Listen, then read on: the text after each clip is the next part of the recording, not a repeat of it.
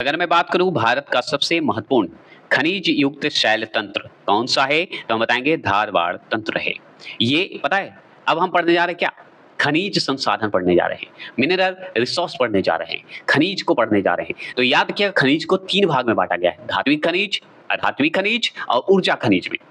तो याद रखिए, धात्विक खनिज में हमारा जो आता है, याद रखेंगे, 1 मिनट सुन लीजिए कि धात्विक खनिज में सब आएगा, लौह धातु जिसमें आपका लोहे का अंश होगा, वो धात्विक खनिज आएगा। जिससे कि आप लौह अयस्क है, मैग्नीज है, निकेल है, कोबाल्ट है, इसमें लोहा आएगा। और धात्विक खनिज में ही जो है अलौह धातु है, जिसमें तांबा, सीसा, जस्ता, बॉक्साइट ये सब आएगा। और एक होता है बहुमूल्य बहुमूल्य खनिज, जो कि धात्विक का ही हिस्सा है, क्योंकि धात्विक को भी 3 भाग में बांटा गया है। यहाँ पे बता देता हूँ, देखिए कहिएगा कि तो धात्विक को भी 3 भाग में बांटा गया है। अब 3 भाग में बांटा गया है, तो जैसे हम तो पढ़ लिए, लोहा वाला पढ़ लिए, आयरन पढ़ लिए, ठीक है। एक हम पढ़ लेते हैं लोहा में, अलोहा पढ़ लेते हैं, और एक पढ़ने जा रहे हैं तीसरा जो है धातु में ही बहुमूल्य खनिज, जिसमें सोना आ जाएगा, ठीक है, चांदी आ जाएगा, ठीक है, और आपका प्लेटिनियम आ जाएगा। तो ये सब आ जाएंगे आपके धात्विक खनिज में। अब इसी में चलते हैं अधात्विक खनिज। तो अधात्विक खनिज में, खनिज का ही अधात्विक जब खनिज आएगा, असे अधात्विक आधा कर देते हैं, ठीक है। इसमें आ जाएंगे अवरक आ जाएंगे, नमक आ जाएगा, सब आ जाएगा, याद रखिएगा। और पोटास आ जाएगा, जिसमें धातु का मात्रा आपको नहीं दिखेगा, अधात्विक है। सल्फर आ जाएगा, मतलब अधात्विक खनिज है ये। चूना आ जाएगा, चूना पत्थर आ जाएगा, संगमरमर आ जाएगा, बलुआ पत्थर आ जाएगा, ये सब अधात्विक खनिज हैं। ऊर्जा खनिज की बात करें, अब देखिए खनिज का तीसरा जो है, खनिज का जो तीसरा भाग है ऊर्जा खनिज। ऊर्जा खनिज में है कोयला, पेट्रोलियम और तथा प्राकृतिक गैस। क्लियर? ये सिर्फ ऐसे ही बकवास लिखता हूँ, सिर्फ बोलने के लिए आपको कि सुन लीजिए। चलिए, तो ये इसी में से हम जो खनिज के बारे में चलिए पढ़ रहे हैं, जिसमें इसमें हम पढ़ेंगे धात्विक, अधात्विक जरूर पढ़ेंगे, और ये भी पढ़ेंगे कि 2122 के आंकड़े के हिसाब से हमारा खनिज का भंडार कहाँ-कहाँ है, किस-किस राज्य में है, और ये फन के साथ एक कहानी के रूप में जो है परिवर्तित करके मैं कोशिश करूंगा कि आपको याद करवा दूं। ओके, तो याद रखिएगा। और ये 21, क्योंकि बुक है तो 21, 20-21 के हिसाब से 2021-22 के आंकड़े के हिसाब से है, याद रखिएगा, ठीक है। तो चलिए शुरू करते हैं। खनिज तो हम समझ गए कि शैल तंत्र कौन सा है, धारवाड़ तंत्र है। अब भारत में किस भाग में खनिज संसाधनों में बृहद भंडार है? तो दक्षिण पूर्वी क्षेत्र जब जाइएगा, मतलब साउथ और ईस्ट जाइएगा, ठीक है, चाहे ईस्ट और साउथ जाइएगा ना, तो आपको खनिज संसाधन आपको मिलेगा। क्यों खनिज संसाधन मिलेगा? क्योंकि वहां पे जो है पहाड़ी एरिया है, तो आपको जरूर वहां पे मिलेगा। और याद रखेंगे कि भारत का कौन सा राज्य है खनिज संसाधनों में सर्वाधिक संपन्न है? तो उड़ीसा हमारा बहुत ही संपन्न है। उड़ीसा जो है संपन्न है खनिज संसाधनों में, देखे होंगे आप। अगर मैं बात करूं और तो 2021 और 22 के हिसाब से जो है, आप याद रखिएगा, उड़ीसा हमारा जो है अग्रणीय रहा है। तो भारत का कौन सा राज्य जो है मूल्य की दृष्टि से, मतलब पैसा के मूल्य वैल्यू की दृष्टि से खनिज उत्पादन में अग्रणीय राज्य है? उड़ीसा है। क्यों है पता है? ये सब जो है आपको 21-22 ये बुक के हिसाब से आप पढ़ रहे हैं, उसी तरह आपको आंकड़े जो है, जो इकोनॉमिकल जो बजट प्रेस होता है, उस समय ये सब पढ़ लीजिएगा। जो अगर पढ़े हैं तो ठीक है, नहीं तो हम उसका लास्ट एंडिंग तक हम करवा देंगे, जो कि सालों भर का एक कंटेंट रहेगा, जो कि उससे ज्यादा कंटेंट कहीं से नहीं आएगा। तो पढ़ के जाइएगा। तो ये मैं नले ने गाड़ी में बात करता है, पूरा बजट 2021 से लेके 2026 तक का वादा करता है। जब तक एग्जाम ना हो जाए, सबको एक तरह से ला रहा हूँ, तैयार हो रहा है, और उससे ज्यादा कंटेंट नहीं आएगा। ये नले ने गाड़ी में वादा करता है, अगर बजट पढ़ के जाते हैं तो वेट करिएगा, आपका एग्जाम से पहले मैं क्लियर कर दूंगा, और 100% वादा करता हूं कि बीपीएससी उससे आएगा सवाल। टीचर वाले के लिए बोल रहा हूं, बस कंटेंट देख के जाइएगा अगर क्लिक करते हैं वीडियो तो। चलिए, लौह अयस्क के प्रकार की अगर बात करेंगे, किसकी? लौह अयस्क के प्रकार की बात करेंगे, तो देखिए मैग्नेटाइट, हेमाटाइट, लिमोनाइट और सिडेराइट, ये सब जो है लौह अयस्क के प्रकार हैं। तो मैग्नेटाइट का अगर सूत्र पूछते तो Fe3O4 है। Fe से लौह का इंडिकेशन मिलता है, संकेतक है। अगर बात करें हेमाटाइट का तो Fe2O3 हो गया। लिमोनाइट का बात करें 2Fe2O3 3H2O है। सिडेराइट का अगर बात करें तो Fe2CO3 है। ये सब जो है सिडेराइट का है, लिमोनाइट का है, हेमाटाइट का है और मैग्नेटाइट का है। ये लौह का प्रकार है, लोहे का, आयरन का प्रकार है। अब देखिए भारत में लौह अयस्क जो है किस क्रम की शैलों में पाया जाता है? तो आप जानते हैं किस क्रम की शैल पाई जाती है? तो हम बताएँगे धारवाड़ तंत्र पाई जाती है। और ये इसी तरह का भारत में अयस्क है, लौह अयस्क है। लोहे पाए जाते हैं, आयरन पाए जाते हैं। अगर पूछे प्रसिद्ध लौह अयस्क जिसे आयरन बोलते हैं, ठीक है? तो लौह अयस्क खान केंद्रमुख किस राज्य में स्थित है? तो कर्नाटक में स्थित है। कहाँ स्थित है? कर्नाटक में स्थित है। अगर पूछे कि राजस्थान के नाथराकीपाल क्षेत्र में कौन-सा खनिज पाया जाता है? तो लौह अयस्क ही तो पाया जाता है। क्या पाया जाता है? लौह अयस्क ही तो पाया जाता है। तो राजस्थान के कौन से क्षेत्र में? नाथराकीपाल क्षेत्र में। ठीक है? चलिए, अगर मैं बात करूँ बैला डीला खान किस राज्य से संबंधित है? तो लौह अयस्क से ही तो संबंधित है। तो बैला डीला खान अगर पूछते तो बताइएगा क्या? बताएँगे यही कि लौह अयस्क से है। लौह है इसमें, लोहा है, आयरन है। और भी जानकारी लेते हैं तो तांबा की बात करते हैं तो तांबा को हम कहते हैं कॉपर। कहते हैं ना जी? तो तांबा का सर्वाधिक उत्पादन जो है वो है मध्य प्रदेश क्षेत्र। मध्य प्रदेश के क्षेत्र कौन-सा? तो ये है मालज खंड क्षेत्र है। तो मलाज खंड सॉरी क्या मैं बोलते रहता हूँ। तो मलाज खंड क्षेत्र है क्योंकि मध्य प्रदेश का हिस्सा है ना? और इसी क्षेत्र में होता है तांबा सर्वाधिक उत्पादन। जबकि इसके सबसे अधिक भंडार अगर पूछे तांबा का तो राजस्थान टिक लगाइएगा। ठीक है? राजस्थान। लेकिन सबसे उत्पादन की बात करें तो हम मलाज खंड क्षेत्र को टिक लगाएँगे क्योंकि एमपी में है। ये हो गया। अब याद रखिएगा कि तांबा जो है क्या है? धात्विक खनिज है। तो धात्विक खनिज में कौन-सा खनिज है? लौह धातु है कि अलौह धातु है? तांबा क्या है? तो हम बताएँगे ये अलौह धातु है, आयरन नहीं है ये। समझ गए? धात्विक खनिज तो है, लेकिन धात्विक खनिज में ही 3 बटा हुआ है, लौह धातु, अलौह धातु और बहुमूल्य खनिज। तो अलौह धातु है। समझ गए? लौह धातु नहीं है, आयरन धातु नहीं है। ऐसे याद रखिएगा। मिक्सअप है, वो अलग चीज़ है। आप अलग-अलग ढंग से जब साइंस पढ़ाओगे तो उसका अलग कर दूँगा। अभी तो सिर्फ ज्योग्राफी है, तो ज्योग्राफी जैसा ही पढ़ते हैं, जो इम्पोर्टेंट सवाल बनता है। अब देखिए एशिया का उच्च कोटि का जस्ता जो है, एक बात ध्यान रखिएगा, जो 2122 के आंकड़े पढ़ा रहा हूँ, ये सब स्टैटिक जीके में आता है, तो ये सब पूछ देगा, तो ये सब ध्यान रखिएगा। तो एशिया का उच्च कोटि का जस्ता जो है एवं सीसा जिसे हम लीड बोलते हैं और जस्ता को जिंक बोलते हैं। याद रखिएगा तो एशिया का उच्च कोटि का जस्ता और सीसा अयस्क भंडार उपलब्ध है कहाँ? तो राजस्थान में ही है। राजस्थान में कहाँ? भीलवाड़ा जिला में है। तो राजस्थान के भीलवाड़ा जिला में जाइए, वहाँ एशिया का उच्च कोटि का जिंक मिलेगा और लीड मिलेगा, मतलब सीसा मिलेगा। लीड जो बोलना है बोल दीजिए। अगर पूछे विंध्याचल शैल में जाइए, विंध्याचल के चट्टानों में जाइए, विंध्याचल के पहाड़ियों में जाइए, तो विंध्य शैलों में जो है किसके बृहद भंडार पाए जाते हैं? तो चूना पत्थर का पाया जाता है। ठीक है? लीम या लाइम स्टोन की बात करते हैं। लीम स्टोन, लाइम स्टोन याद करने से मतलब है, ये इम्पोर्टेंट नहीं है कि आप कितने नॉलेजेबल हैं। नॉलेजेबल तो आप जीवन भर रहेंगे क्योंकि ईश्वर का दिया हुआ वो आशीर्वाद है। लेकिन आपको माइंड में किस तरह का शब्द अटता है, तो उस तरह का शब्द हटाइए। जैसे मुझे लीमा बोल दिए, क्योंकि लीमा LIME लीमा आसान है इसलिए बोल दिया मैंने। आप चाहें तो लीमा बोल दीजिए, लाइमा बोल दीजिए, बस याद होना चाहिए कि चूना पत्थर है। तो विंध्य शैलों में किसके बृहद भंडार हैं? तो चूना पत्थर का है। अब बताइए चूना पत्थर क्या है? बताएँगे धात्विक है, अधात्विक है कि ऊर्जा खनिज है या धात्विक में कौन-सा है? तो चूना पत्थर हमारा अधात्विक खनिज में आता है। याद रखने वाली बात है। चलिए, ये क्लियर हो गए। अगर मैं बात करूँ और बात करें हम लोग तो देखिए यहाँ पे अब थोड़ा-सा ये जो पॉइंट होता है हमेशा जो बताता हूँ सुन लीजिए। उड़ीसा में उच्च कोटि का हेमाटाइट किसका किस्म है? लोहा का हिस्सा है। तो उड़ीसा में उच्च कोटि का हेमाटाइट किस्म मिलेगा। किस्म का लौह अयस्क मिलेगा। लोहा का हिस्सा है तो लौह अयस्क होगा। और मयूरभंज कहाँ है? उड़ीसा का हिस्सा है, याद रखिएगा। तो मयूरभंज जाइए और क्योंझर नाम है, ठीक है? जगह है। मयूरभंज या क्योंझर में जो है बादाम पहाड़ खदानों से निकाला जाता है। क्या निकाला जाता है? हेमाटाइट किस्म का लौह अयस्क निकाला जाता है, जो कि उच्च कोटि का होता है, जो कि उड़ीसा का हिस्सा में, उड़ीसा का कौन से हिस्से में? मयूरभंज में चले जाइए या क्योंझर में चले जाइए, वहाँ मिलेगा। और कौन सी पहाड़ी से? तो बादाम पहाड़ खदानों से निकलता है, बादाम नाम ही है।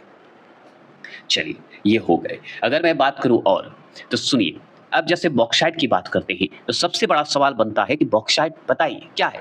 धात्विक है, अधात्विक है कि ऊर्जा खनिज है? बताइए। तो ऊर्जा खनिज को तो आप याद रखिएगा, कोयला, पेट्रोल, प्राकृतिक गैस ये सब ऊर्जा खनिज में आता है, तो इसको हटा दीजिए, साइड कीजिए, इसका अलग टॉपिक पढ़ाएँगे हम। लेकिन खनिज में बॉक्साइट बताइए क्या है? धात्विक खनिज है, तो धात्विक कौन-सा खनिज है? लौह धातु है, अलौह धातु है कि आपका बहुमूल्य खनिज में आता है? जैसे सोना, चांदी, प्लेटिनियम ये सब बहुमूल्य है ना? तो इसमें तो नहीं आता है। लेकिन बॉक्साइट जो है ये आता है अलौह धात्विक का ही अलौह अयस्क में आता है। अब देखिए बॉक्साइट किस धातु का प्रमुख अयस्क है? तो एल्युमिनियम का ही तो अयस्क है। इतना बार मैंने साइंस पढ़ाया है, वन लाइनर से लेके एमसीक्यू कि आपको देखे होंगे, तो अवश्य क्वेश्चन आया होगा एग्जाम में। बिहार पुलिस से लेकर इंडिया का कोई भी एग्जाम उठा लीजिए, आपको मेरा क्वेश्चन अवश्य दिखेगा, क्योंकि मैं वैसा ही कंटेंट लाता हूँ जो सिर्फ आपके एग्जाम के काम आएँगे। और ये मैं नहीं, आपके अनुसार मुझे पता चलता है। आप ही हैं जो मेरे इस तरीके को और इस तरह का भाव को समझते हैं। मैं अगर घमंड करता हूँ, तो सिर्फ आपकी वजह से। अगर घमंड है, तो सिर्फ आप हैं। तो आप घमंड करते हैं, मेरा स्वाभिमान बढ़ता है। ये हमेशा याद रखिएगा। मैं कभी घमंड नहीं कर सकता, क्योंकि आप ही मेरा घमंड है। तो आप करिएगा तभी तो हम कर सकते हैं। आप ही नहीं करिएगा तो हम कैसे करेंगे, है कि नहीं? तो आप ही मेरे घमंड हैं, आप ही मेरे सब कुछ हैं, क्योंकि आपका एग्ज़ाम निकलना मेरा ही सबसे बड़ा स्वाभिमान है। चलिए, ये सब तो अपनी दिल की बातें हम बोल देते हैं। अगर पसंद आता है ठीक है, नहीं तो आप आगे स्किप कर दीजिएगा, कोई बात नहीं।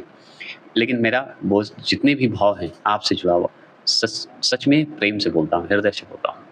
भारत के 2 सर्वाधिक बॉक्साइट उत्पादक जो है क्रमशः कौन से राज्य में होता है या कौन से राज्य में है? तो हम बताएँगे उड़ीसा और झारखंड में जी।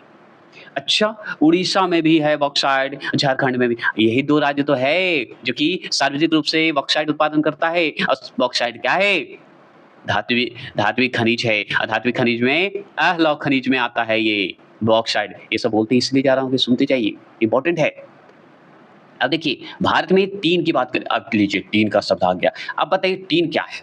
तो टीन भी हम अधात्विक में ही रखेंगे, है कि नहीं? टीन भी हम धात्विक में ही रखेंगे, लेकिन अलौह में रखेंगे। तो टीन का अग्रणीय उत्पादक राज्य जो है कौन-सा है? तो छत्तीसगढ़ है। टीन को अगर खरीदना है और टीन के बारे में जानना है तो छत्तीसगढ़ में जाइए, ओरिजिनल टीन मिलेगा आपको। अगर मैं बात करूँ भारत का कौन-सा राज्य जो है अवरक का सबसे बड़ा उत्पादक है, तो आंध्र प्रदेश में अवरक होता है। याद रखिए अवरक अगर पूछ दे तो हम चले जाएँगे आंध्र प्रदेश। और अवरक क्या है? अधात्विक खनिज है, धात्विक खनिज नहीं है। तो अवरक हमारा अधात्विक खनिज में आता है और ये आंध्र प्रदेश में मिलता है। भारत के कौन से राज्य में? आंध्र प्रदेश राज्य में सबसे बड़ा उत्पादक राज्य है। अगर बात करूं भारत की सबसे बड़ी अवरक पट्टी हजारीबाग जो कि झारखंड, गया और मुंगेर बिहार जिले में पाई जाती है। तो भारत की सबसे बड़ी अगर अवरक की क्षेत्र पूछे पट्टी के रूप में फैला हुआ अवरक, तो आपको हजारीबाग झारखंड में मिलेगा और गया बिहार का गया और मुंगेर में भी आपको अवरक का मिलेगा। तो बिहार जिला में भी अवरक आपको मिलेंगे, बहुत बड़ी स्तर पर मिलेगा। लेकिन यहाँ ज़्यादा इस्तेमाल नहीं करते, इसलिए ज़्यादा नहीं हो रहा है, लेकिन आंध्र प्रदेश इसका इस्तेमाल कर रहा है। अगर बात करूं भारत में सर्वोत्तम किस्म का संगमरमर कहाँ पाया जाता है, तो हम बताएंगे राजस्थान। राजस्थान के कहाँ? मकराना में। तो याद रखिएगा जहाँ बालू होगा वहाँ ही तो संगमरमर चमकेगा, तो वहीं से न बन के निकलेगा जी। तो राजस्थान में बालू है, राजस्थान में राज करिए तो बालू मिलेगा, बालू मिलेगा, तो वहाँ पे आपको संगमरमर जैसा चमकेगा। तो राजा के पास ही न संगमरमर रहेगा जी, तो संगमरमर है और वही मकराना है। मकराना, राजस्थान के मकराना में जाइएगा तो चमकेगा संगमरमर, तो वहाँ संगमरमर मिलता है सर्वोत्तम किस्म का, बहुत बेस्ट किस्म का मिलेगा आपको। अब संगमरमर क्या है? धात्विक खनिज है क्या? धात्विक संगमरमर हमारा धात्विक खनिज है। संगमरमर हो गया, अवरक हो गया, पोटाश हो गया, सल्फर हो गया, चूना पत्थर हो गया, बालू पत्थर हो गया, ये सब जो है धात्विक खनिज है। कैसा लग रहा है ये अवश्य बताएंगे आप। अगर मैं बात करूं क्वार्टरजाइट किस पत्थर का क्यांत्रित रूप है? मोरफेज, ठीक है। मेटामोरफेज अगर बात करें जिसे हम क्यांत्रित बोलते हैं, क्वार्टरजाइट जो है वो पता है कैसे परिवर्तित होता है? बालू पत्थर से होता है, सैंडस्टोन से होता है, तो इसी का हिस्सा है। परिवर्तित होता है, क्यांत्रित होता है, याद रखिएगा, रूपांतरित होता है, ऐसे याद रखने वाली बात है। अब बात करते हैं क्या बात करते हैं? क्रोमाइट उत्पादन में किस राज्य का एकाधिकार जो है तो उड़ीसा का है। अब क्रोमाइट क्रोमाइट से पता है स्टेनलेस स्टील तैयार किया जाता है, समझ गए? तो ये बहुत इंपॉर्टेंट है। और सबसे बड़ी बात कि क्रोमाइट जो है उड़ीसा में 90% से 98% योगदान देता है क्रोमाइट उत्पादन में उड़ीसा, याद रखिएगा। और उड़ीसा के कौन सा क्षेत्र में पता है? जाजपुर एक क्षेत्र है वहां से। चलिए आगे चलिए। भारत के कुल नमक उत्पादन का 8.7% जो है सांभर झील से उत्पादित होता है। सोचिए भारत के कुल नमक उत्पादन का बात करें ना, 8.7% जो है सांभर झील से नमक प्राप्त होता है। और सांभर झील कहाँ है बताइए तो? राजस्थान में, गुजरात में कि पश्चिम बंगाल में? कमेंट कीजिएगा। सांभर झील बहुत इंपॉर्टेंट है। सांभर झील आप जानते हैं, सांभर वन्यजीव अभयारण्य भी है। भारत में ग्रेनाइट की पट्टियां, अगर शुरू से देख रहे हैं तो सांभर झील के बारे में आप जानते हैं। भारत में ग्रेनाइट की पट्टियां तथा स्लेट कहाँ बनाए जाते हैं? तो ललितपुर में बनाए जाते हैं, और ललितपुर उत्तर प्रदेश में है, समझ गए? चलिए अगर मैं बात करूं केरल के समुद्री तट पर जाइए, केरल के समुद्री तट पर कौन सा परमाणु खनिज पाया जाता है? तो मोनाजाइट पाया जाता है। और मोनाजाइट जो होते हैं वो आपको केरल के समुद्री तट पर ही मिलेगा। और वहां पे जाइएगा ना तो परमाणु खनिज जो होता है ना परमाणु बनाने के लिए, वो मिलेगा आपको। अगर बात करूं जादूगुड़ा जहाँ पे जादू होता हो वहां पे यूरेनियम ही मिलेगा। उड़ के जाइए यूरेनियम मिल जाएगा। तो जादूगुड़ा पर जो है किस खनिज का प्रसिद्ध है? तो बताइएगा कि यूरेनियम का ज्यादा हक है। जादूगोड़ा, सिंहभूम, ये सब जो है झारखंड का हिस्सा है। तो ये झारखंड में आपको मिलता है जो कि यूरेनियम के लिए प्रसिद्ध है। क्लियर? अब देखिए यहाँ पे आप ये सब जो है आंकड़ा नहीं पढ़ाऊंगा क्योंकि ये 2122 के हिसाब से, तो नए आंकड़े देख लीजिएगा। ठीक है, तो ये सब हम पढ़ते हैं, ये सब बढ़ जाते हैं। हाँ, ये आपको मैं बता देता हूँ कि जैसे खनिज है, मुख भंडार है, तो ये इंपॉर्टेंट है। ठीक है, तो देखिए ये जरूरी पढ़ लीजिएगा कि लॉ एस्क जो है, लॉ एस्क में हेमाटाइट और मैग्नाटाइट, ये दो जो है भारत के लिए बहुत इंपॉर्टेंट है, जिसमें उड़ीसा हमारा आगे है। और ये एक याद रखिएगा आंकड़ा 2021 और 22 के हिसाब से है, तो आपको अब नया आंकड़ा के देख के चलना है। तो मुख भंडार आपको याद ये रखना है कि लॉ एस्क में हेमाटाइट में उड़ीसा हमारा आगे है, फिर झारखंड, छत्तीसगढ़, कर्नाटक, आंध्र प्रदेश, ये सब राजस्थान जो है लॉ एस्क में आगे है। ठीक है, आपको यहाँ पे सबसे ज्यादा मिलेगा, ये ऐसे याद कर लीजिएगा स्टैटिक जीके के रूप में। और सोना की बात करेंगे तो सोना जो है आपको गोल्ड जो है आगे, तो याद रखिएगा सोना किस में आएगा, धात्विक में आएगा कि अधात्विक में आएगा? तो धात्विक में आएगा सोना, लेकिन बहुमूल्य खनिज में, मतलब कीमती खनिज में आता है सोना, जो कि आपको कर्नाटक, राजस्थान, आंध्र प्रदेश में इसका जो है आपको मुख्य भंडार मिलेगा। तो सोना का भंडार फिल्म में बना है केजीएफ, जो कि सोना से ही है। तो सोना का कर्नाटक, राजस्थान और आंध्र प्रदेश के हिस्से में है, याद रखना है। अगर बात करें क्रोमाइट, तो क्रोमाइट जो है ये भी आपको उड़ीसा, सबसे ज्यादा उड़ीसा है ना, मणिपुर और नागालैंड के हिस्से में मिलता है। इसे स्टेनलेस स्टील तैयार किया जाता है क्रोमाइट से। अगर चांदी से बात करें तो चांदी की अगर बात करें तो राजस्थान, कर्नाटक और झारखंड चले जाइएगा तो आपको मिल जाएगा वहां पे चांदी, ये सब भंडार है वहां पे। तांबा का भंडार अगर पूछे कॉपर का, तो राजस्थान, मध्य प्रदेश और झारखंड में जाएगा तो वहां पे आपको मिल जाएगा। ये सब जो है स्टैटिक जीके में आएगा 2021 और 22 के हिसाब से। ये भंडार कहाँ है ये सब याद रखना होगा, लेकिन कौन प्रथम है कौन सेकंड है ये इसमें नहीं याद रखेंगे क्योंकि आंकड़े बदल जाते हैं, कभी कभी आगे हो जाता है। तो बस इतना ध्यान रखिए भंडार कहाँ कहाँ है। जैसे निकल का भंडार अगर बात करें तो उड़ीसा, झारखंड और नागालैंड में है। अगर बात करें फ्लोराइट तो गुजरात, राजस्थान और छत्तीसगढ़ चले जाएगा। तो ये सब पढ़ लीजिए, लेकिन ऐसा नहीं कि आप इसे छोड़ दीजिएगा। ठीक है, तो इस तरह का है और ये आप देख लीजिएगा। ठीक है, तो ये जरूरी नहीं है कि आए, और अगर आए तो आप देख लीजिएगा, आपको कन्फ्यूजन ना हो। ठीक है, चलिए अब हम शुरू करते हैं ऊर्जा, एनर्जी। ठीक है, तो भारत में कुल विद्युत ऊर्जा उत्पादन के स्रोत के अंश का सही अनुक्रम क्या है? तो हम जानते हैं कि विद्युत ऊर्जा उत्पादन के अगर स्रोत की बात करें भारत में, तो हम जल के माध्यम से, वायु के माध्यम से, तो आगे तापीय, जलीय, वायु, ऐसे याद रखिएगा। क्या है? आनिवक। आनिवक होता है कि अन्य पदार्थ को भी सम्मिलित किया जाता है, तो इस तरह से याद रखिएगा। तो भारत वाणिज्य ऊर्जा के लिए मुख्यतः जीवाश्म ईंधनों पर निर्भर है। किस पे है? जीवाश्म ईंधनों पर निर्भर करता है। भारत की कुल स्थापित विद्युत क्षमता में से लगभग 56.2% ताप विद्युत से 31% अक्षय ऊर्जा स्रोत से 11% पनबिजली से एवं 1.8% परमाणु ऊर्जा से विद्युत ऊर्जा हम लोग प्राप्त करते हैं, मतलब विद्युत ऊर्जा प्राप्त होती है। लेकिन याद रखिए ताप विद्युत में कोयला, पेट्रोलियम, प्राकृतिक गैस ये सब शामिल होगा, जो कि 56% हमको मिलते हैं, मतलब 56.2%। और अगर अक्षय ऊर्जा स्रोत से बात करें तो 31%, जिसमें आप जलीय माध्यम बोल सकते हैं, ठीक है। और एक पनबिजली, पनबिजली पंखे के वाला जो बिजली देख रहे हैं उससे 11%, जिसे हम वायु बोलते हैं, ठीक है। पानी और हवा सब मिला दीजिए उसमें, और एक परमाणु ऊर्जा से 1.8%, बस इससे हमारी विद्युत ऊर्जा प्राप्त होती है। तो ऊपर से क्लियर हो गए। अगर पूछे कि अगर मान लीजिए इसी प्रकार गैर वाणिज्य ऊर्जा का 60% जलाऊ लकड़ी, मतलब जला हुआ लकड़ी से प्राप्त होता है, समझ गए, जला हुआ लकड़ी से प्राप्त होता है। इसके साथ गोबर, गोबर गैस देखें 30%, एवं अपशिष्ट जो पदार्थ होते हैं, जो हमारा पदार्थ जैसे जीवाश्म हो गए और भी जो दबा हुआ रहता है, दब कर बनाया जाता है, तो ये सब जो है 10% से प्राप्त जो है पर्याप्त महत्व है। जवाहरलाल नेहरू राष्ट्रीय सौर मिशन किस वर्ष जो है प्रारंभ की गई थी? तो 11 जनवरी 2010 को की गई थी। तो 11 जनवरी 2010 को, मतलब 2010 में की गई थी। तो जवाहरलाल नेहरू राष्ट्रीय सौर मिशन किस वर्ष शुरू हुई? 11 जनवरी 2010 को शुरू हुई। ये क्लियर हो गए। अगर आपसे पूछे कि जवाहरलाल नेहरू राष्ट्रीय सौर मिशन का उद्देश्य वर्ष 2022 तक जो है 100 गीगावाट क्षमता वाली ग्रिड की स्थापना करना था। कब? 2022 तक। कितना गीगावाट? तो 100 गीगावाट। किस माध्यम से, कौन से मिशन? तो जवाहरलाल नेहरू राष्ट्रीय सौर मिशन के तहत, सौर ऊर्जा वाला मिशन जो आया था। शुरुआत कब हुआ था? 2010 में।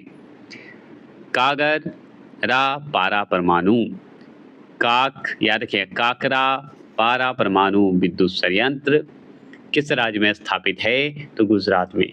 काका कहाँ रहेंगे? गुजरात में।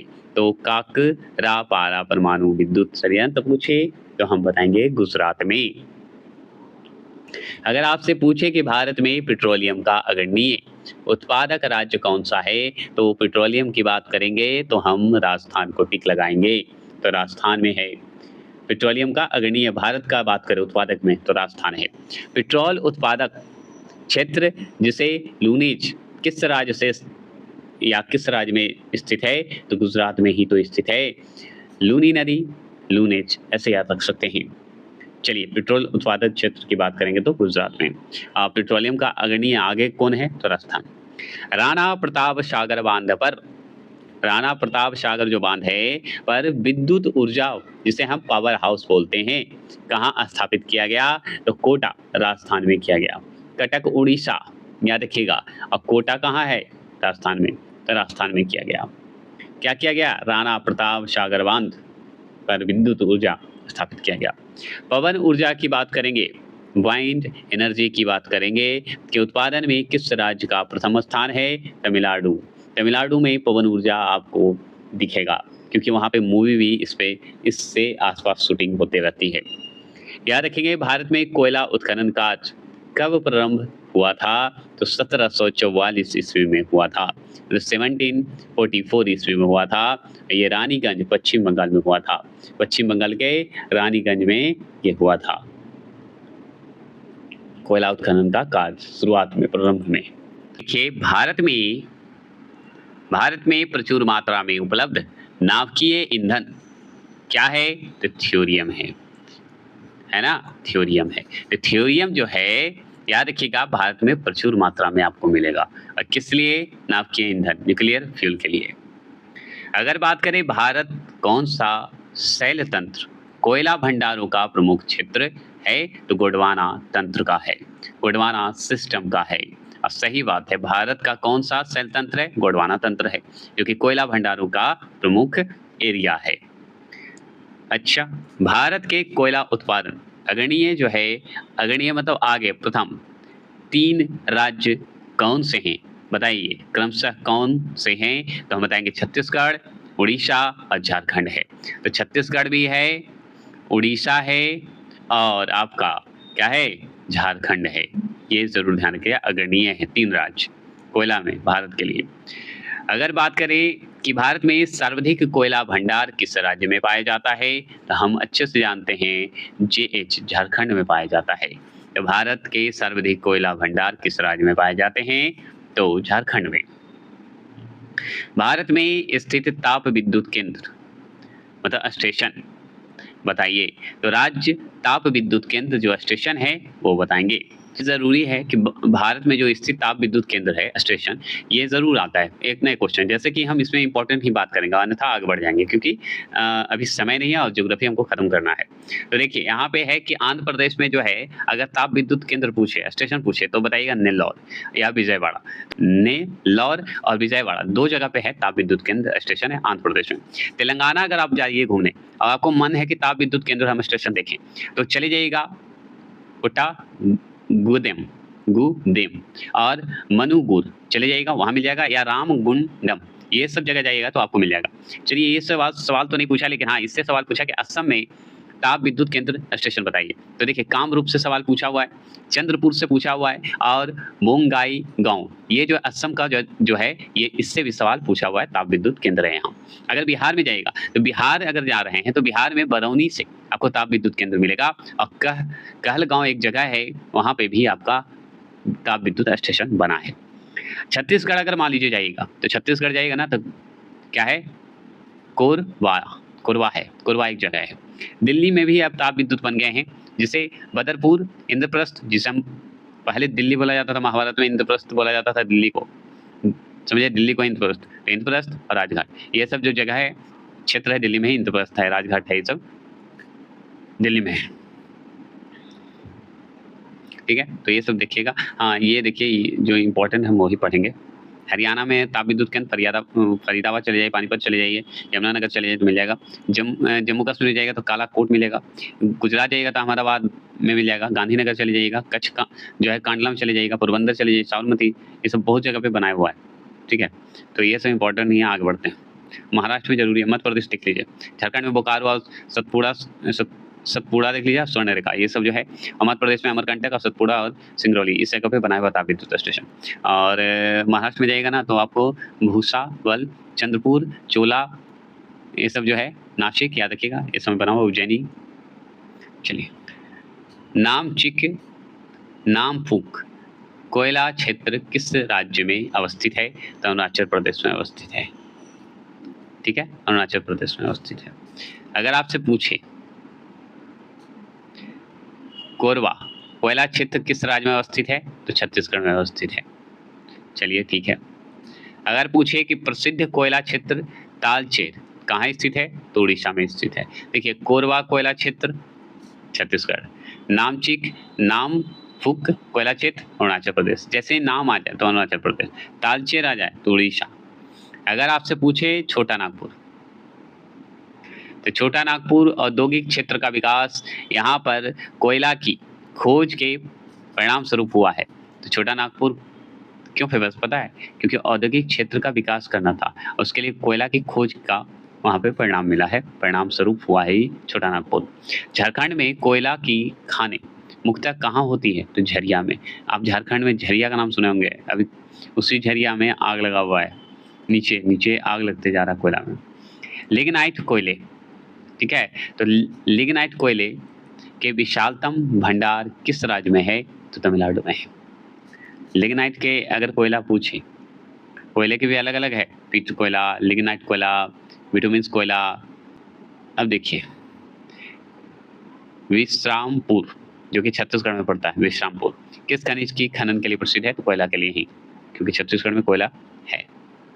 चलिए देखिए यहाँ पे भारत में अगर प्रमुख कोयला उत्पादन पूछे, कोयला उत्पादन क्या पूछ रहा है आपसे, तो यहाँ पे देखिए जवाब दे दिएगा कि झरिया, बोकारो और करनपुरा और गिरिडीह, ये सब जो है झारखंड का हिस्सा है, क्षेत्र है, जो कि आपको झारखंड में मिलेगा। ये सब कोयला निकलता है यहाँ पे, झरिया तो फेमस है, बोकारो भी आप देखे रहे हैं। और अगर बात करें पश्चिम बंगाल में, रानीगंज का नाम सुनिएगा, ये सब जरूरी है, रानीगंज बहुत फेमस है कोयला के लिए। बीरभूम ये सब है, सोहागपुर ये सब है, और बरजोरा, ये सब जो है आपका भारत के प्रमुख कोयला उत्पादक है।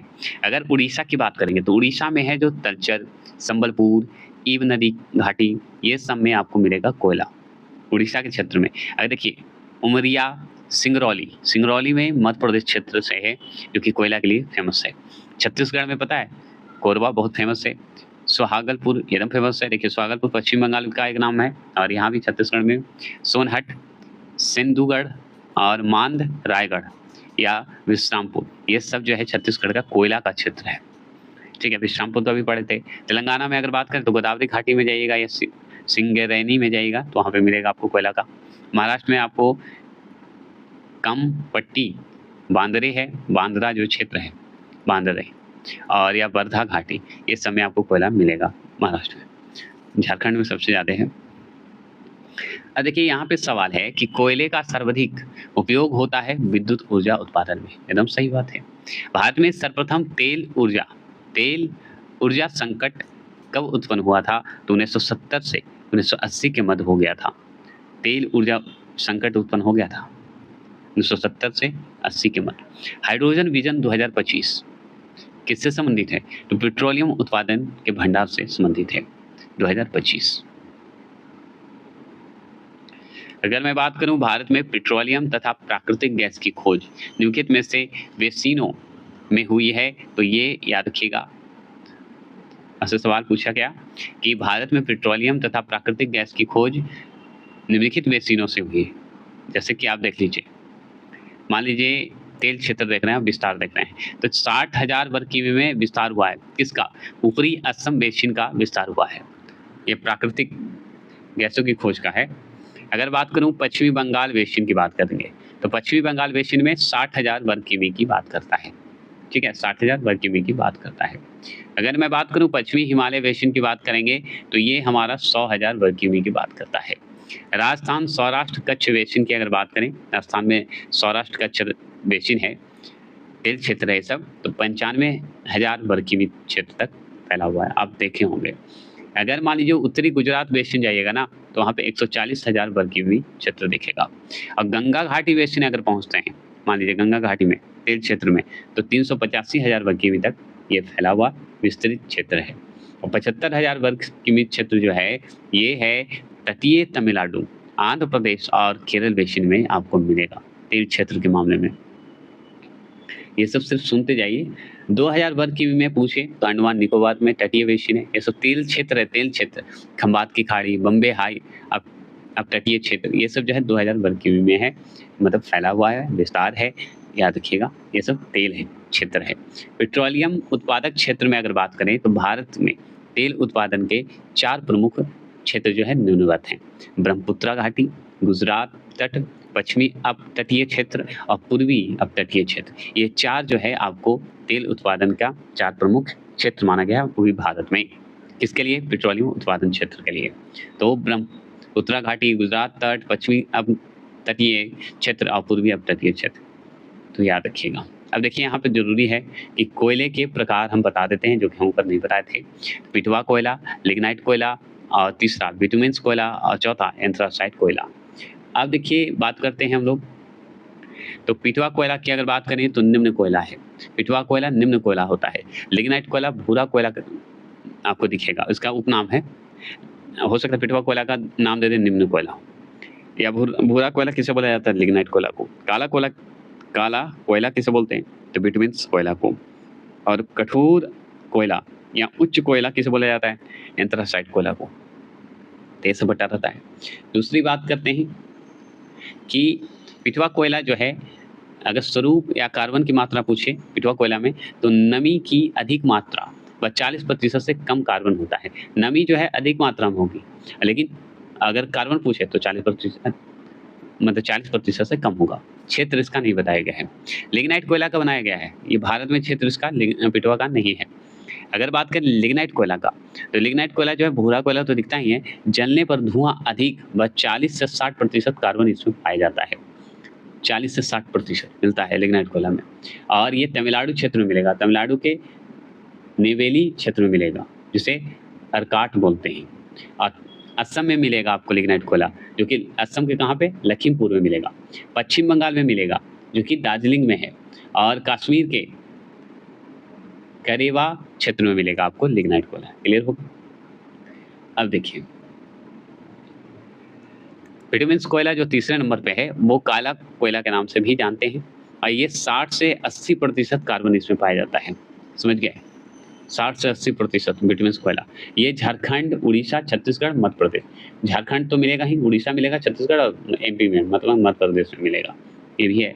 लेकिन जम्मू कश्मीर के रियासी जिला में आपको सिर्फ मिलेगा एंथ्रासाइट कोयला, जो कि कठोर उच्च कोयला के नाम से जानते हैं, और जलते समय धुआं रहित होता है, इसमें धुआं नहीं होता है, क्योंकि 80 से 90% इसमें कार्बन होता है, धुआं रहित होता है, जलते समय धुआं रहित होगा, और जो कि 80 से 90% कार्बन इसमें होता है। तो कार्बन पूछेगा कितना प्रतिशत क्या है, तो याद कर लीजिए ये जम्मू कश्मीर के रियासी जिले में है। ये क्लियर हो गया, ठीक है। देखिए विश्व का सबसे लंबा बांध हीराकुंड बांध है, जो कि उड़ीसा राज्य में है और महानदी पे बनाया गया है हीराकुंड बांध। तो हीराकुंड बांध किस नदी पे है? महानदी पे। हीरा कहाँ रहेगा? जहाँ महा रहेगा, महान नदी रहेगा, महान रहेगा, ऐसे याद रखिए। और एक और पॉइंट है कि विश्व के कुल ऊर्जा उत्पादन का 1/3 मतलब 1/3 हिस्सा जल विद्युत उत्पादन किया जाता है, इससे जल विद्युत उत्पादन होता है। क्लियर हो गया? भारत में तेल के अन्वेषण का कार्य जो है ऑयल इंडिया लिमिटेड द्वारा किया जाता है। किसके द्वारा? ऑयल इंडिया लिमिटेड द्वारा किया जाता है। भारत का जो तेल का कहीं भी भेजने का, एक्सप्लोर करने का, ठीक है। अगर पूछे HVJ पाइपलाइन द्वारा प्राकृतिक गैस का परिवहन कहाँ से होता है? तो दक्षिण बेसिन से होता है, मतलब साउथ बेसिन से होता है, ये जरूर ध्यान रखना है। अगर आपसे पूछे कि भारत में अधिकांश प्राकृतिक गैस का उत्पादन जो है कहाँ से किया जाता है, तो बॉम्बे हाई से किया जाता है। कहाँ से? बॉम्बे हाई से किया जाता है। अगर पूछे KG-D6 बेसिन में जो है किस खनिज के बृहद भंडार हैं, मतलब अधिक भंडार हैं, तो प्राकृतिक गैस के ही तो हैं। कहाँ हैं? KG-D6 बेसिन में है, यहाँ पे आपको मिलेगा बहुत बड़े स्तर पर प्राकृतिक गैस। कुंडलकुलम नाभिकीय ऊर्जा संयंत्र किस राज्य में स्थित है? तमिलनाडु में स्थित है। डायरेक्ट सवाल पूछता है, कुंडलकुलम नाभिकीय ऊर्जा संयंत्र जो है कहाँ है, किस राज्य में है भारत का? तमिलनाडु में है। अगर भारत का सर्वप्रथम खनिज तेल कुआं अगर पूछे निर्मित किया गया, तो असम में किया गया था, वो भी माकुम में किया गया था, माकुम में किया गया था। अगर आपसे पूछे कि भारत की सबसे पुरानी तेल शोधन इकाई कौन सी है, तो डिगबोई है, जो कि कहाँ है? असम में है। तेल शोधन इकाई पूछे पुरानी, तो डिगबोई, और खुदाई भी असम में ही हुई थी। अगर पूछे कि उत्तर भारत का प्रथम परमाणु विद्युत संयंत्र कहाँ स्थापित किया गया था, तो हम बताएंगे गोरखपुर, हरियाणा में किया गया था। गोरखपुर यूपी नहीं, गोरखपुर हरियाणा में किया गया था। अगर बात करेंगे कि ज्वारीय ऊर्जा के उत्पादन के लिए भारत का कौन सा क्षेत्र महत्वपूर्ण है, तो खंबात की खाड़ी बहुत इंपॉर्टेंट है ज्वारीय ऊर्जा के लिए, ज्वारीय एनर्जी के लिए, जो कि आपको याद करना होगा। जैसे भारत में परमाणु ऊर्जा के कार्यशील केंद्र, जो कि परमाणु ऊर्जा के लिए केंद्र बना है, सेंटर बना है भारत में कहाँ? तो जैसे देखिए कैगा नाम का एक परमाणु ऊर्जा केंद्र था, जो कि कहाँ है? कैगा, क से कर्नाटक, कैसे कैगा, तो कैगा बना हुआ है कर्नाटक में। और कैगा है क्या? तो भारत में परमाणु ऊर्जा कार्यशील केंद्र है, जहां परमाणु ऊर्जा का काम होता है। अब बात करते हैं कि कलपक्कम,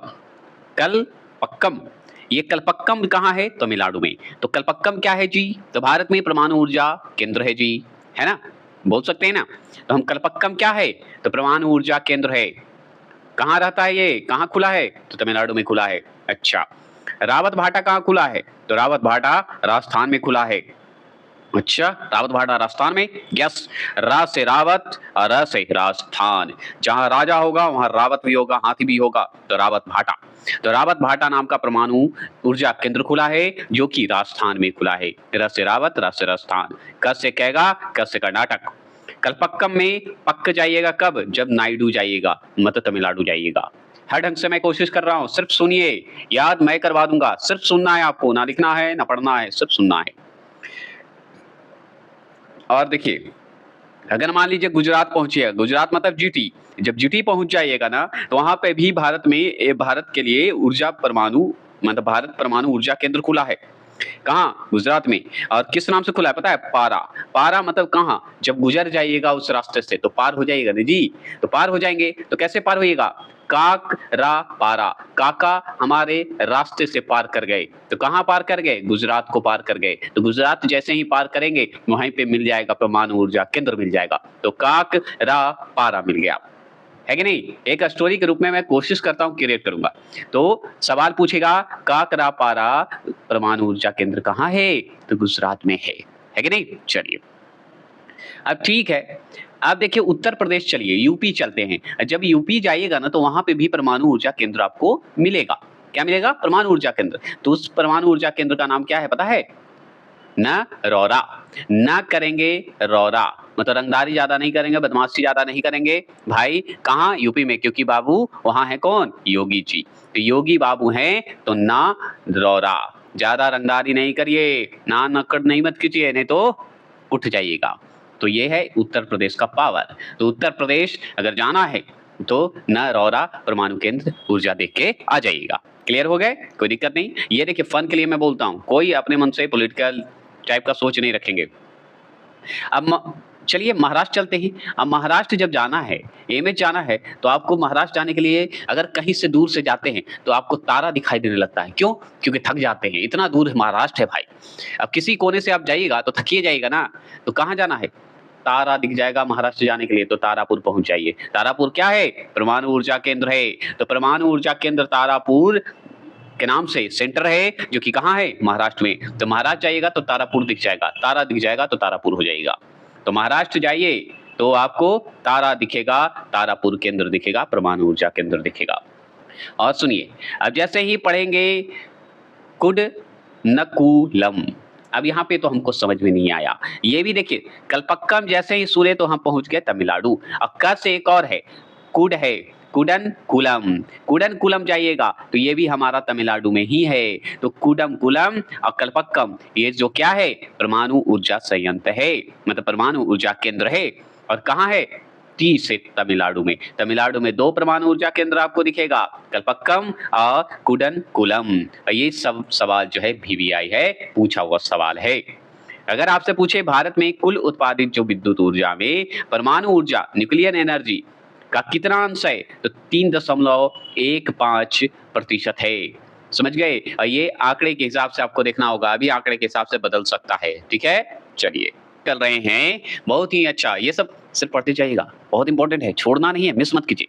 एक सुन लीजिए कि भारत में जो है, याद रखिएगा, भूटान में भारत के सहयोग से संकोच, मांगदेछु, चुखा, याद रखिएगा, तथा ताला जल विद्युत परियोजना स्थापित की गई है। किसके सहयोग से? हमारे भारत के सहयोग से। किसको सहयोग दिया गया? भूटान को। वहां पे क्या खोला? जल विद्युत परियोजना खोला। कितने खोले? संको नाम का जल विद्युत परियोजना खोला, मांगदेछु नाम का खोला, चुखा, चुखा नाम ही है, आप इसे चोखा बोल सकते हैं, चुखा नाम का जल विद्युत परियोजना खोला। एक ताला नाम का जल विद्युत परियोजना खोला। कौन? भारत। कहाँ? भूटान में। समझ गए? याद रखिएगा, ये सवाल पूछता है।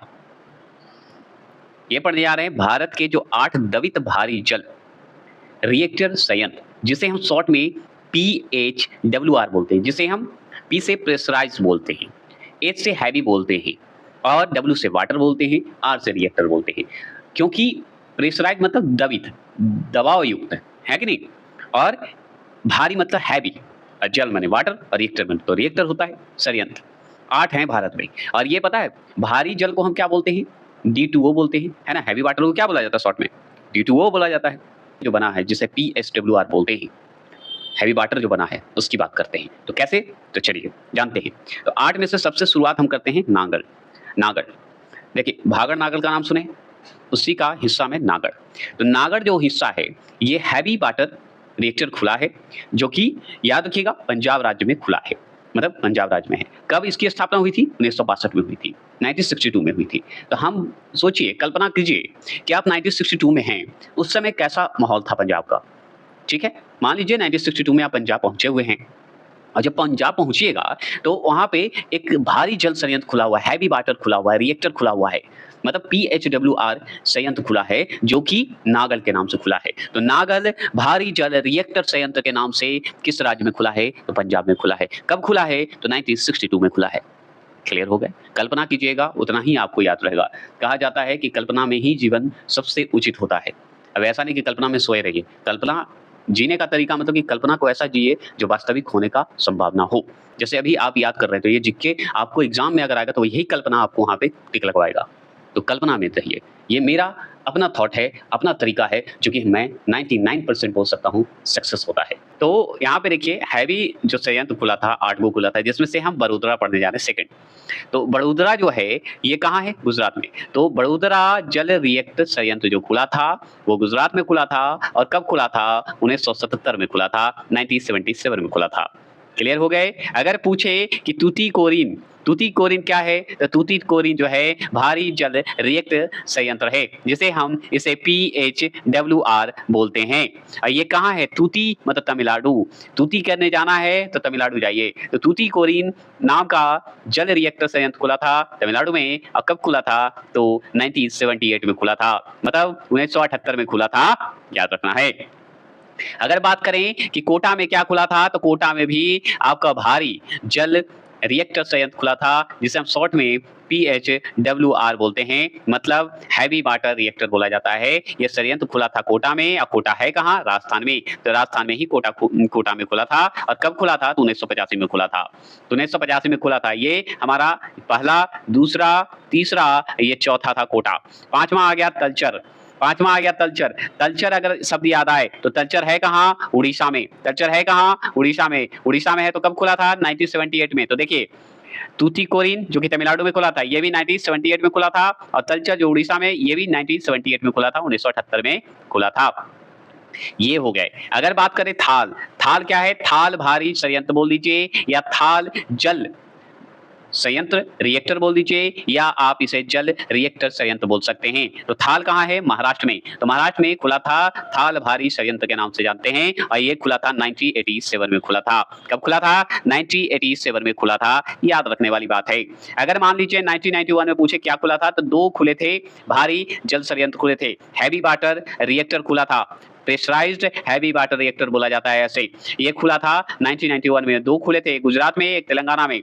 गुजरात में जो खुला था उस जगह का नाम है हजीरा भारी संयंत्र बोला जाता है। और एक खुला था तेलंगाना में जिसे मनुगुरु बोला जाता है। ये भी तेलंगाना में खुला था जो कि हैवी वाटर में रखा जाता है, जो कि जामनगर में है। और एक है आपका ESSAR, ठीक है, ये हमारा वादीनार में है। कहाँ है? वादीनार। एक है आपका HPCL जो कि कहाँ है? भटिंडा में है। भटिंडा कौन सी जगह को बोला जाता है बताइए? और HPCL देखिए तो BPCL देखिए। BPCL कहाँ है? बीना में। ये सब क्या है? संयुक्त क्षेत्र का उपकरण है, मतलब जुड़ा हुआ है एक दूसरे से। क्लियर?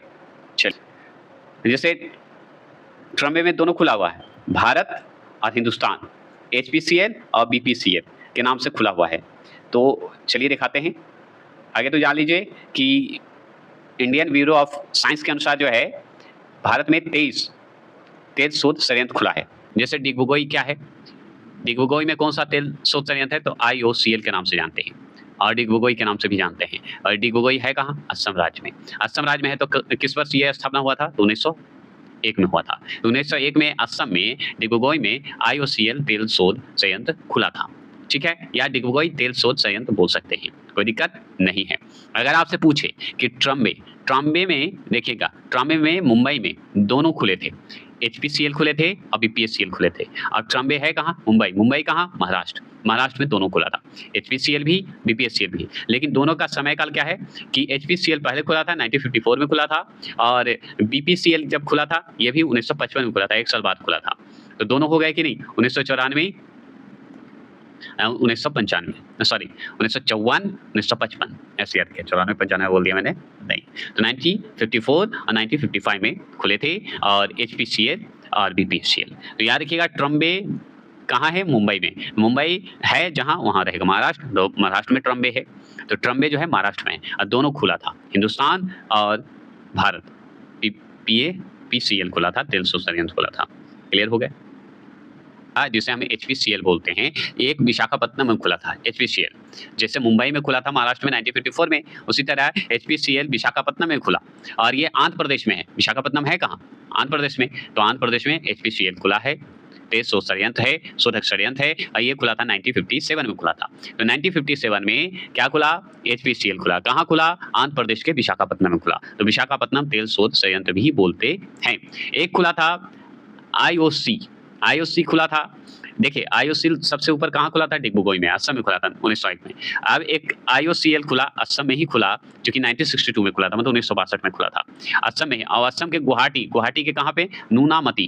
नूनामती में भी खुला था। तो आईओसीएल जो है असम के सबसे पहले डिब्रूगढ़ में खुला, 1901 में खुला था, ये जान लीजिए। फिर असम में ही 1962 में खुला, लेकिन कहाँ खुला? नूनामती में खुला, मतलब गुवाहाटी के नूनामती में खुला था, जो कि 1962 में खुला था। क्लियर हो गया? चलिए अब देखिए बरौनी का शब्द आया होगा। बरौनी में भी आईओसी खुला था, आईओसी खुला था बरौनी में। और ये क्या है? तेल शोधक संयंत्र है।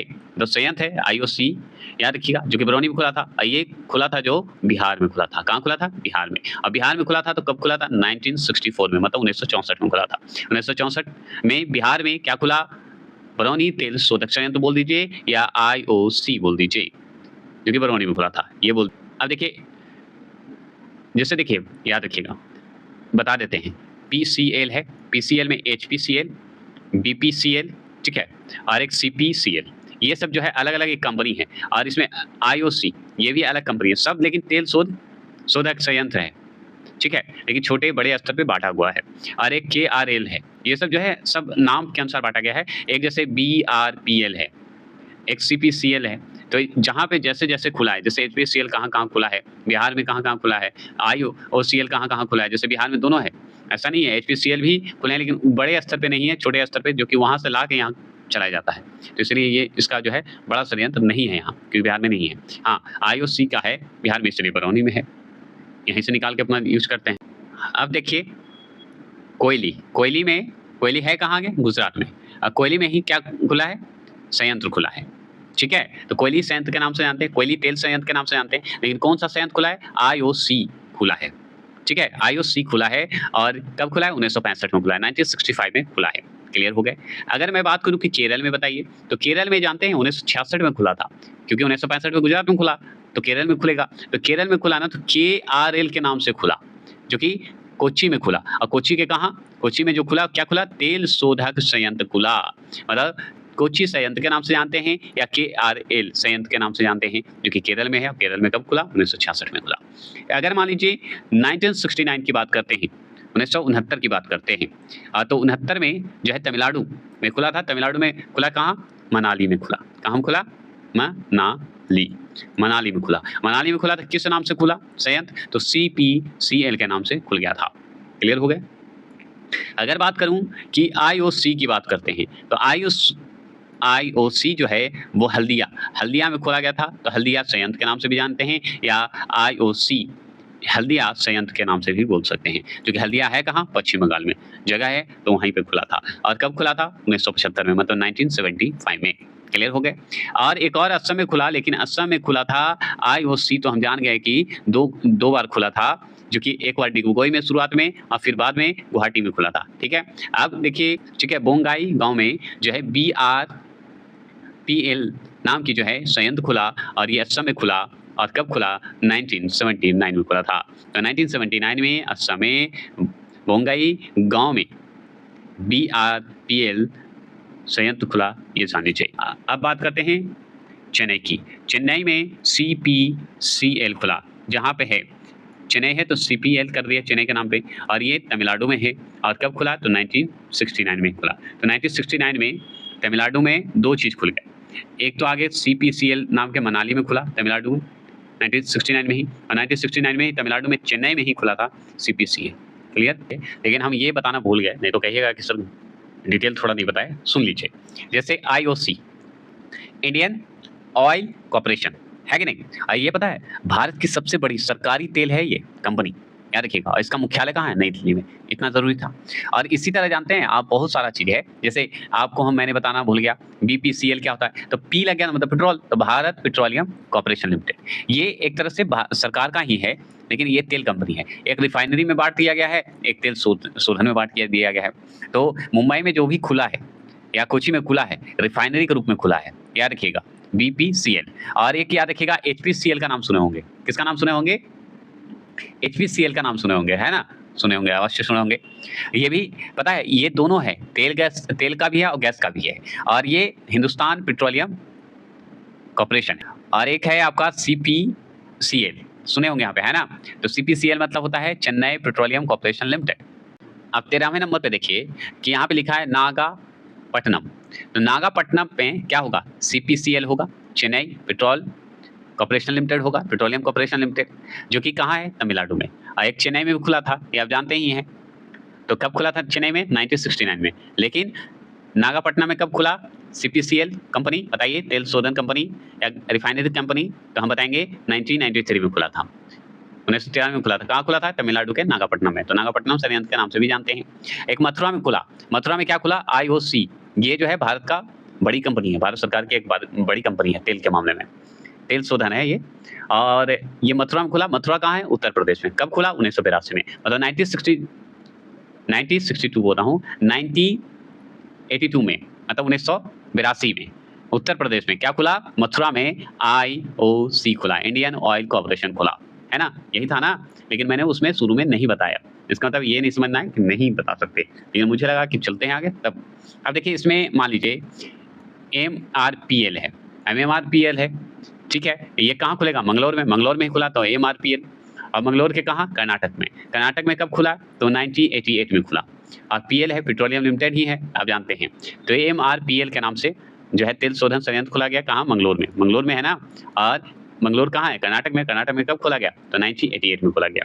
अब देखिए 1988 में खुला, अब 1988 हो गया।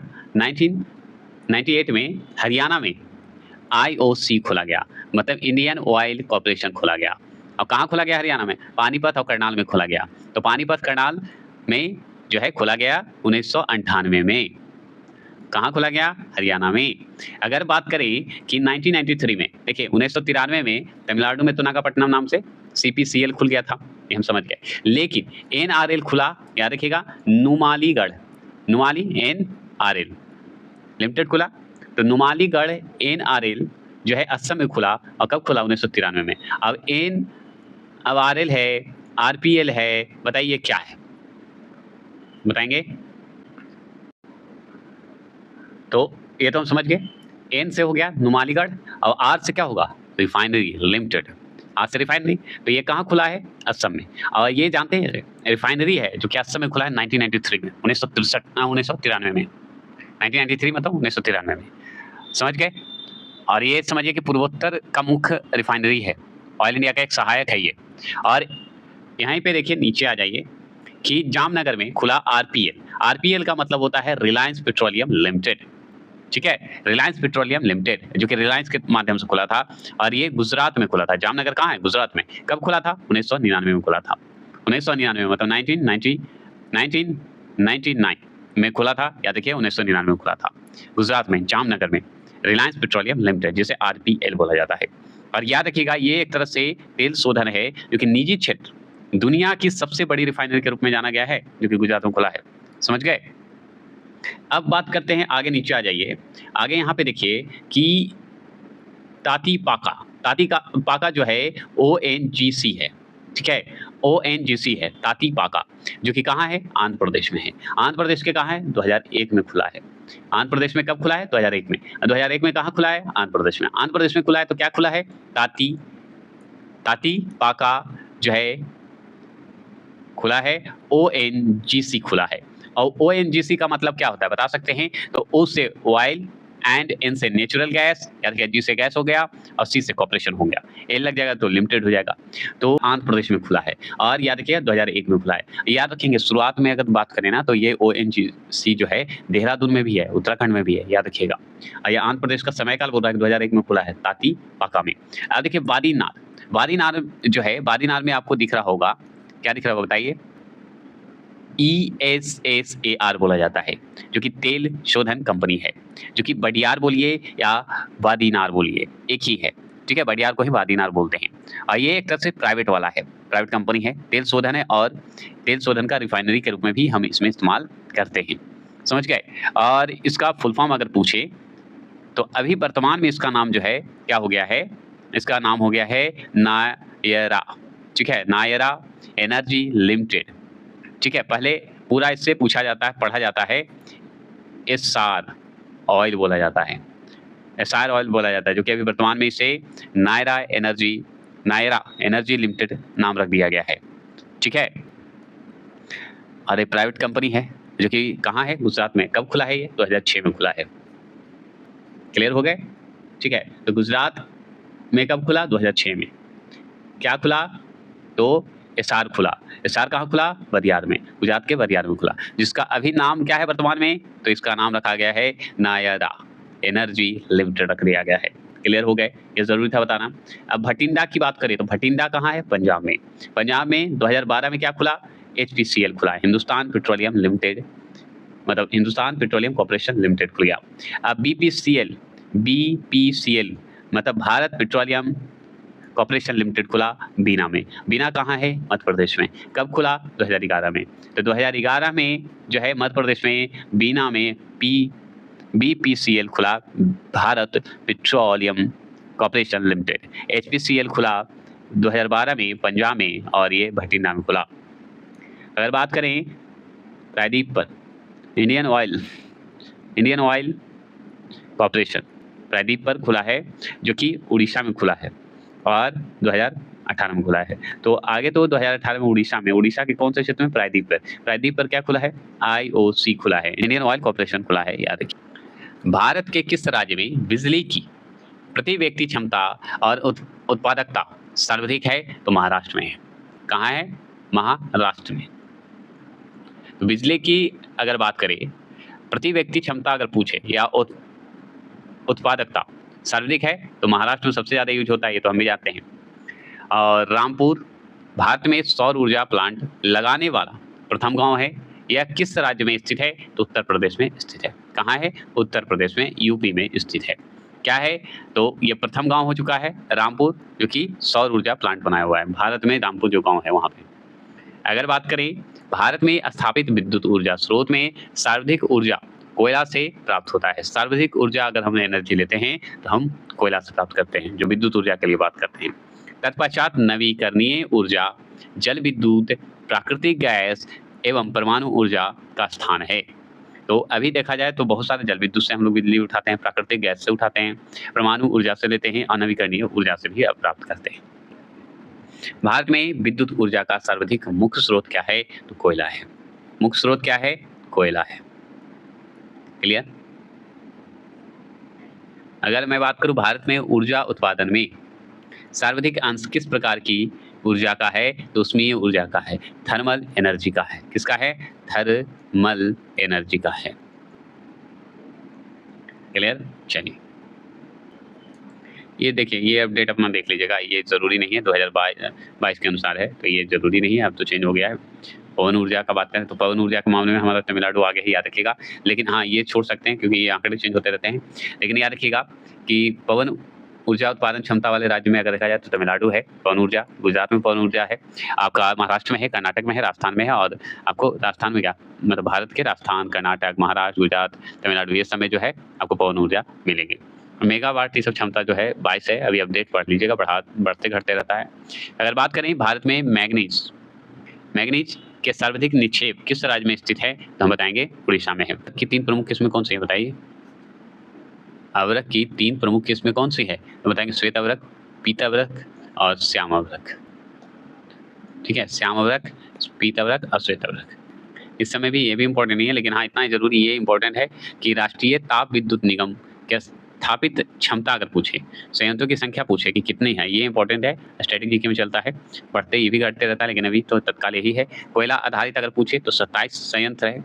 अगर गैस एवं तरल ईंधन आधारित पूछे तो 7 है। नवीकरणीय ऊर्जा परियोजनाएं कितने हैं संयंत्रों की संख्या में? तो 15 है। ठीक है, मेगावाट 403 है। ये तो ये सब देख लीजिएगा, ये ज़रूरी नहीं पूछे, आंकड़े चेंज हो सकते हैं। लघु जल आधारित अगर पूछे ना तो एक है, लघु आधारित मतलब छोटा वाला जल आधारित अगर तो एक ही है, लेकिन 15 सबसे देखिए कोयला आधारित 27 है तो सबसे ज़्यादा है।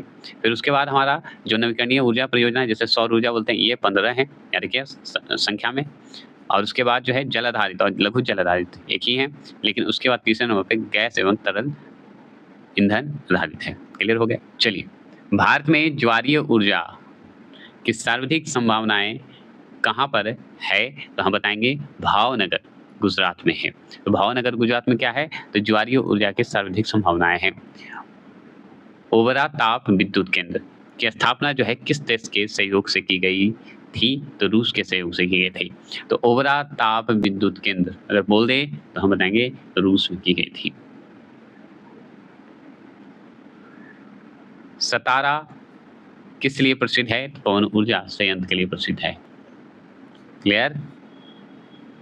अब यहाँ पे देखिए कि देश का प्रथम सोलर थर्मल पावर स्टेशन, ये इंपॉर्टेंट है, पढ़ लीजिए। तो देश का प्रथम सोलर थर्मल पावर स्टेशन जो है राजस्थान में स्थापित किया जा रहा है। राजस्थान में किया जा रहा है। जैसलमेर में या मतलब जैसलमेर के नोख में बनने वाले पावर प्लांट की क्षमता जो है 50 मेगावाट होगी। कितनी होगी? 50 मेगावाट होगी। इसमें टावर हीटिंग टेक्नोलॉजी का प्रयोग किया जाएगा। किसका प्रयोग किया जाएगा? जो राजस्थान में खुल रहा है thermal power station, tower heating technology का इस्तेमाल होगा। जैसलमेर के नोख में जो है बनने वाले पावर प्लांट की क्षमता अगर पूछते 50 मेगावाट बताइएगा। इस तकनीकी से बिजली का वाणिज्य उत्पादन वर्तमान समय में केवल अमेरिका में ही हो रहा है और भारत का विश्व का दूसरा ऐसा देश होगा जो इस टेक्नोलॉजी से विद्युत का वाणिज्य उत्पादन करेगा। समझ गए? सोचिए, इतना होगा मतलब अमेरिका, केवल अमेरिका हो रहा था, वर्तमान में अभी समय में अमेरिका है, लेकिन भारत दूसरा होने जा रहा देश। भारत एवं फ्रांस के सहयोग से सौर ऊर्जा अनुसंधान केंद्र की स्थापना कहाँ की गई? तो हम बताएंगे हरियाणा में की गई और ग्वाल पहाड़ी में किया गया था।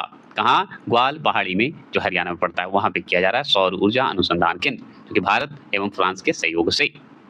चलिए, विद्युतकरण से संबंध संस्थान या उपकरण की बात करें तो संस्थान मुख्यालय जो है, स्थान जो है, स्थापना वर्ष देखिए 1975 में नई दिल्ली में जो है राष्ट्रीय ताप विद्युत निगम खुला था, जो कि महारत्न कंपनी में इसे रखा गया, जिसे हम एनटीपीसी भी शॉर्ट में बोलते हैं। तो एनटीपीसी को ही राष्ट्रीय ताप विद्युत निगम बोला जाता है, जो कि ये महारत्न कंपनी में रखा गया है इसे, और ये नई दिल्ली में खुला है। और ये कब खुला था? 1975 में इसकी स्थापना हुई थी। अगर आपसे पूछे कि राष्ट्रीय पन बिजली निगम, जिसे NHPC बोलते हैं, जिसे मिनी रत्न कंपनी में रखा गया था, ये फरीदाबाद में खुला है और 1975 में ही खुला था, इसकी स्थापना हुई थी। तो 1975 में फरीदाबाद में कौन सी कंपनी की स्थापना हुई? NHPC की। ये किस कंपनी में जोड़ा गया? तो मिनी रत्न कंपनी में, है ना। देखिए, महारत्न कंपनी, मिनी रत्न कंपनी, ये सब अलग अलग बांटा हुआ है। ग्रामीण विद्युतीकरण निगम लिमिटेड, जिसे हम REC बोलते हैं, ग्रामीण है ना, रूरल है, तो विद्युतीकरण निगम लिमिटेड खुला है REC के नाम से, जो कि नई दिल्ली में ही खुला है और इसकी स्थापना हुई है 1969 में हुआ है, ये भी जान लीजिए। चलिए, ये हो गया। अब इसी तरह जानते हैं PTC इंडिया करके खुला है, जिसे हम भारत या भारतीय विद्युत व्यापार निगम लिमिटेड बोलते हैं, जो कि नई दिल्ली में खुला है और 1999 में खुला है। ठीक है, तो 1999 में दिल्ली में PTC इंडिया नाम की कंपनी खुली है, याद रखने वाली बात है, जिसे हम भारतीय विद्युत व्यापार निगम लिमिटेड बोलते हैं। एक खुला है राष्ट्रीय विद्युत प्रशिक्षण संस्थान, जिसे हम NPTI बोलते हैं। तो NPTI के नाम से फरीदाबाद में ही 1965 में ये कंपनी खुली है, याद रखना है, फरीदाबाद में। जो इंपॉर्टेंट है ये सब इंपॉर्टेंट है क्योंकि विद्युतीकरण है, विद्युत से संबंधित है। एक ऊर्जा दक्षता ब्यूरो खुला है, इसकी स्थापना जो है नई दिल्ली में हुई है और ये 2002 में इसकी स्थापना हुई थी। तो 2002 में नई दिल्ली में ऊर्जा दक्षता ब्यूरो खुला है, सबसे ज्यादा दिल्ली क्षेत्र में खुला है ना। नई दिल्ली याद रखिएगा। तो दिल्ली में 1984 में, याद रखना है, भारतीय गैस प्राधिकरण लिमिटेड खुला है, जिसे हम गेल भी बोलते हैं, चाहे GAIL बोला जाता है, गैल या गेल बोल सकते हैं, क्योंकि दिल्ली में खुला है ये कंपनी, जो कि विद्युत से संबंधित है, 1984 में हुआ है। देखिए, 1956 में नई दिल्ली में, याद रखिएगा, ONGC मतलब तेल एवं प्राकृतिक गैस निगम खुला है, जो कि हम पढ़ चुके हैं। और कब खुला है? 1956 में खुला है, दिल्ली में खुला है। ये हर जगह क्षेत्र में अलग अलग राज्य में खुला है और अलग समय में इसकी स्थापना हुई है। शुरुआत दिल्ली की ऐसे कर सकते हैं। और याद रखिएगा गुरुग्राम में 1989 में, कब 1989 में भारतीय विद्युत ग्रिड लिमिटेड खुला है, जिसे हम PGCIL बोलते हैं। इसकी स्थापना हुई है गुरुग्राम में 1989 में। अगर बात करें 1964 में नई दिल्ली में किसकी स्थापना हुई है? इंडियन ऑयल कॉर्पोरेशन की हुआ है, जो कि IOC की बात करते हैं। तो ये सब पढ़ चुके हैं, दोबारा हम लोग पढ़ रहे हैं। ये सब कंपनी है जो कि विद्युत है, विद्युत देता है, ठीक है, विद्युतीकरण है। ऑयल इंडिया लिमिटेड जिसे OIL बोलते हैं। देखिए IOC एक OIL जो कि नोएडा में खुला है और ये 1959 में खुला है। ये भी क्लियर हो गया, ठीक है। चलिए, तो ये सब याद रखिएगा। 11 इंपॉर्टेंट था, 11 ये अलग बांटा हुआ विद्युतीकरण का। तो इस तरह से ये हो गया हमारे खत्म।